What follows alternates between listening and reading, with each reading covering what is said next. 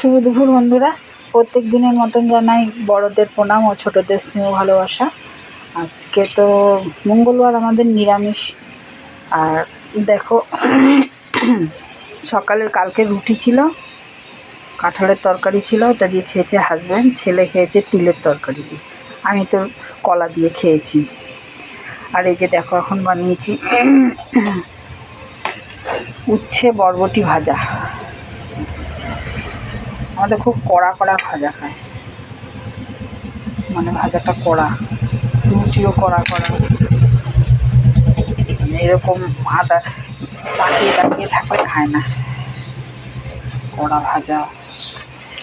আচ্ছা, আর এই যে তিলের তরকারি, ছেলের এখন অল্প রুটি দিয়ে খেলো, বড়ি দিয়ে আলু দিয়ে, আর একটা কাঁচকলাও দিয়েছি। আর আমাদের জন্য,